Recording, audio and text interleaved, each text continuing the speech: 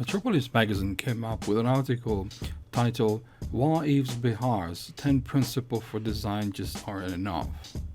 Yves Behar has developed 10 rules for designing an increasingly networked, augmented world. But what is the color leaves out is telling. These 10 design points are laid out in what seems to be a very interesting point, especially from the design point of view. We have number one, it's solves an important human problem. So design-wise, resolve an important human problem is very fundamental of any practices concerning the field of industrial design, environment design, and perhaps also any other forms that tackles the design issue. Resolving an important human problem spawns from the original question is, who are you designed for? We have many design firms and many philosophers on the design field who always seems to have addressed the issue of design first, ask question later. But throughout the years, we refined the practices of design and try to understand that probably listening to your crowd, listening to your clients, to the customer base is probably one of the most important things. You want to understand that if you're designing a product or a service or even coming up with a philosophy, you must first address it to the proper crowd. So if you are out there, if you are like practicing, if you are like writing lines, if you are to writing books, you want to ask yourself, who am I speaking to? Who am I addressing the issues? Point number two is context specific. It doesn't follow historical cliches. Yes, I think this is a bit of vague. Instead, we could say is talking about historical cliches, looking back at designs, and we see that you can improve perhaps following the same old path of trial and error and trying to avoid the same old mistakes that often are identified as the cliches. So context specific, yes, but then again, being a bit of too much of a broad statement, you want to understand again who you're designing for, and from there you can extrapolate many more information and address the issues that are really the focus of the problem. Number three goes enhance human ability without replacing the human. This is a very important issue in my opinion, especially in the last decades or so when we have seen the rise of the artificial intelligence and machines replacing human labor with human thought. We went from robots assisting in the workplace, assisting humans in building heavy components, up until today where we do have now artificial intelligence who's thinking for us, trying to extrapolate what the human brain cannot.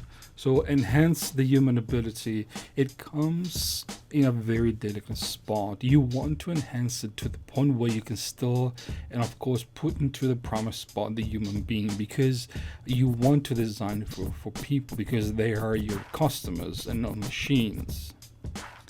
Number four, works for everyone every day. This again comes a bit of a broad. It means work for everyone every day.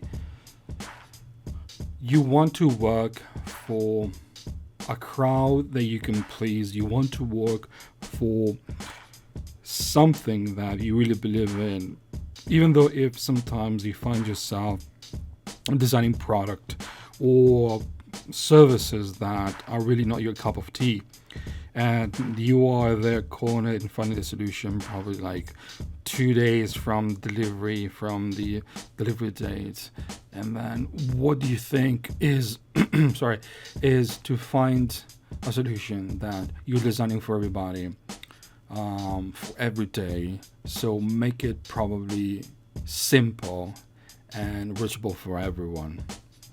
Number five is discrete. It provides invisible interfaces. About interfaces and discrete, that means that probably we're thinking about designing something that is very intuitive. Designing something very intuitive, it's not a simple matter. It's something that you want to come out and you want to design good products. You want to design something that is seen as essential, something that it's not too invasive, something not even too pervasive, something that everybody can use every day, and that it's easy, as in very intuitive to come up with. Number 6 is a platform that grows with needs and opportunities. I assume this is more about the engagement design in the field, where designers come up with creations that they might be seen as ideas that not immediately can fit into the grand scheme of design, that take time to develop and becoming a staple of the industry. A platform that grows with needs and opportunities is a statement that sure needs to understand who you're working for, and especially if the design that can grow according to the need of the people. So, as a platform, what does it mean? Is it a social website, social media? Is it something that can create a trampoline for other people to bounce to success, or even to spread word about their own services, their ideas? Number 7, bring about products and services that bring about long-term relationships, but don't create emotional dependencies. This is a bit of controversial because the bracketed statement, don't create emotional dependency, is what is driving social network right now, and what is mostly driving people, especially the millennial generation, who throughout the instant gratification technology seeks to create a dependency upon the social interaction that technology helps us spread out. So bring up products and services that bring about long-term relationship. In my opinion, everything comes to the point of how a designer can relate himself or herself with a client base, or with a customer base, with a company they're willing to put up with a new philosophy, or with the customers they're willing to buy the product, who are willing to invest and saying, yes, I'm willing to pay more than the competitors to get home this beautiful design. So it is about creating a philosophy out there. It is about also understanding that when you do create long-term relationships, it means that you have to involve people. You have to involve an interaction into a real life terms. You have to have a one-on-one session, either with your clients or with a customer, going out there and experiencing what you want to sell, what you especially want to design in the first place. Number 8, learns and predicts human behavior. This is basically my opinion, one of the biggest challenges, because you either learn and predicts human behavior. First of all, humans are unpredictable by nature. The force that drives the human mind is very unpredictable. It could be one color today, the next color tomorrow. It could be one fashion now, and we find out by the end of the day something totally different. Learn to predict human behavior. What does it mean? It basically means to understand trends, I think. It's understanding where the population is going after with the market, what it's going to be the next big idea, what it's going to be the next great philosophy, which it could switch from very broad audience that could be a social platform like Twitter up until a very simple part that it's become the wheel, like reinventing the wheel. Number 9, accelerates the adoption of new ideas. Yes, this is something that will happen exponentially. The adaptation comes on what is the delivering platform. If you're doing a design, if you're creating a design for something that is needed, then again, like I just said, if you're going to reinvent the wheel, make sure that it spins around. Make sure that it is truly the next and the wheels that people are going to need, because adopting new ideas might be as fast as technology come and go. Number 10, last of the 10 points, remove complexity from life. It is a very challenging point that it is laid out here. Removing complexity from life, which means that you have to understand what kind of design lays ahead of you. You have to be comfortable in understanding that whatever lies there, whatever it is being put upon your eyes, you have to be comfortable in understanding that you know where to interact, you know where you can add or remove.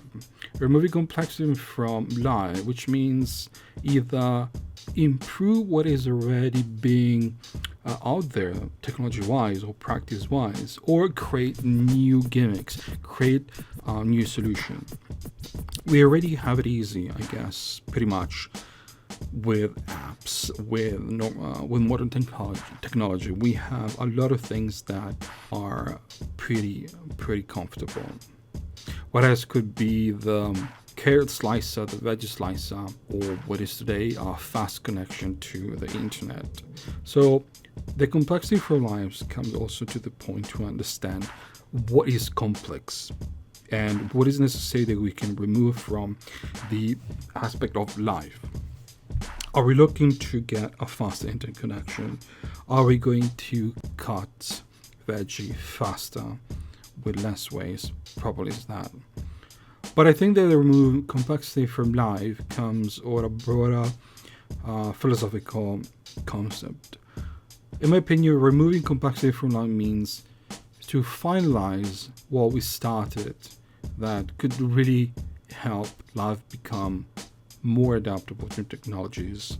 Also, creating and finalizing what already was started in the beginning. A broad example could be the solution of alternative fuel. We have plenty of technology now to divert from the old gas engine. We have companies like Tesla that have sprung up a very wide variety of alternative vehicles to move around. Now, does that mean that we can remove complexity from life by making cars even easier to drive? Do we want 100% self-driving cars? Do we want to remove the experience of driving cars and being responsible driving a vehicle and being responsible of obtaining a driving license? Are these the implications of having complexity removed from life? So this comes at a very broad point, but a very interesting one. I think only time and the experience of trial and error can allow us to make a final statement on this point.